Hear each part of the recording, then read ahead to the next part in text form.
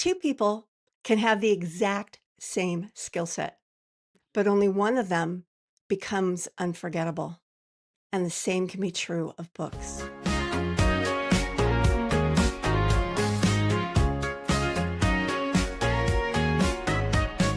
Pour a cup of clarity, sip a spark of insight.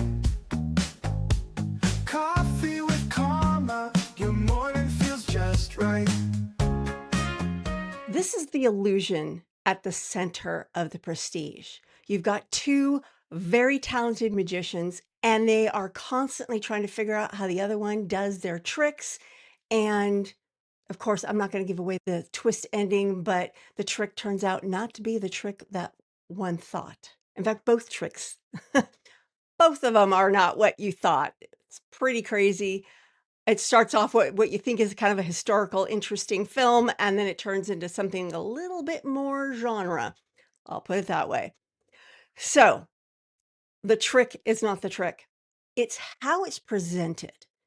That's exactly how authority works.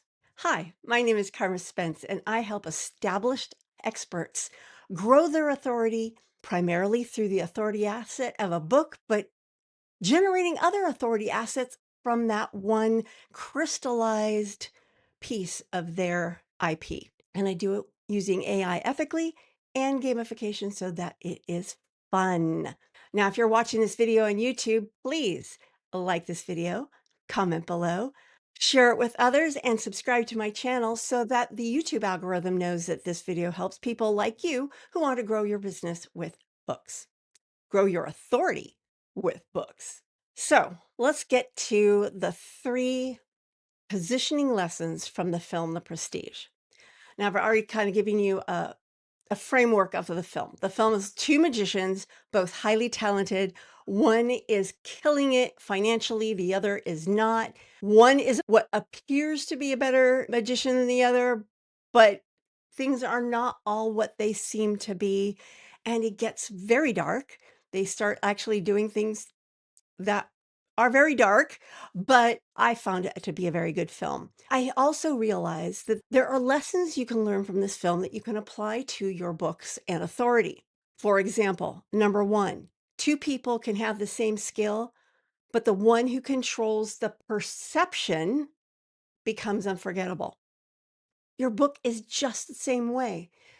Not only does your book need to be good, because obviously once people start reading your book, if it's crap, people are going to talk about it. So you want it to be, want it to be a solid book, but having a solid book is not everything you need. You need a cover, you need messaging, you need marketing, you need all these things that give it a perception of what's inside.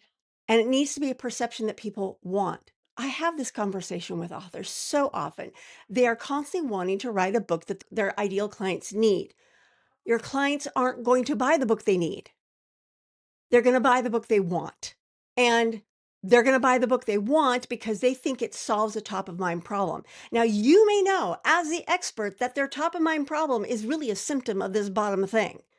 But if you sell the bottom thing, you're not going to sell. Not very much. So you need to control the perception so that it gets through their BS filters and gets them to buy the book so that you can actually help them.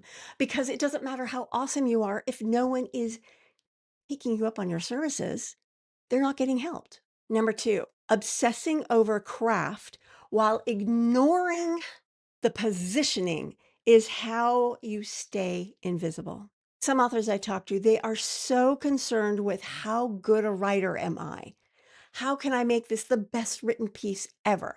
And I'm not saying that's not important. Of course it's important. But if you focus on it so much that you ignore the positioning, the marketing, all of that stuff that gets it into people's hands in the first place, it's all for naught.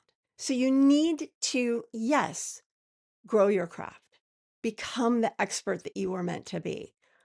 Write well, and if you are incapable of writing well, get a good editor so that they can massage your work. And ideally, given what's recently happened, I would make sure you find an editor who doesn't use AI to rewrite your book because There was a news piece like a couple of weeks ago where a book was pulled from the market because of accusations of AI.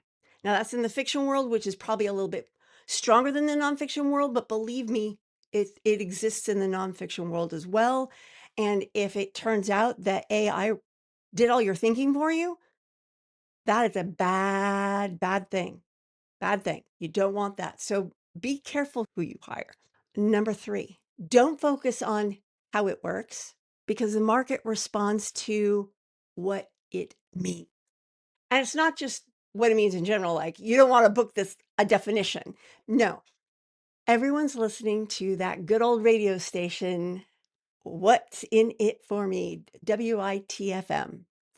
What's in it for me?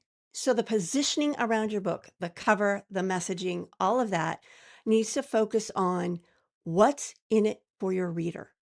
Once they're reading your book, then it can start taking them deeper and it's like you're selling the sizzle, but if there's no steak, the sizzle's nothing. You want the steak, but you need the sizzle too because no one's going to buy a steak that just sits there. In fact, I returned a steak this sat there. I went, no, I like my steaks raw. Not so raw that it feels like you just cut it off the cow. I want you to cook it a little bit. And I was at a restaurant. I will remain nameless because I do like this restaurant. I just wasn't very happy with that particular meal. I asked for it raw, and they gave me a piece of lukewarm steak. They didn't even bother to heat it up. I mean, it was just like the fat was coagulated. I mean, like it was gross. I'm like, okay, every other restaurant at least browns it a little bit on the outside. Rare means bleeding, not fresh off the cow. Anyway, same thing. If your book ends up being like this raw steak, people aren't going to like it and they're going to talk about it. They're going to talk about it in public on your Amazon page. So, yes, give them a good book. But before they get to that steak, they're going to need to see the sizzle. They're going to need to see a cover that says, "This book is for me." They're going to need to read a description that says, "This book is for me." And then they'll buy the book. If they're in a bookstore, they might go one step further and look through the table of contents, look through the first few pages before they buy it. On Amazon, they'll buy it.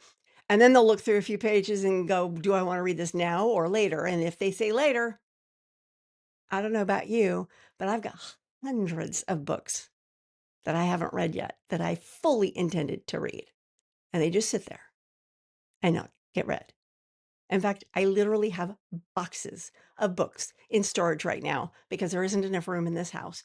Yeah, I kind of am a bookaholic. They just aren't getting read. So here's what you learn from the prestige. Have the meat, the actual trick that actually works and entertains the audience, but also have the flash, the panache, the showmanship that gets people to pick up your book in the first place. I will see you in the next video. Until then, this is Carma Spence saying ciao for now.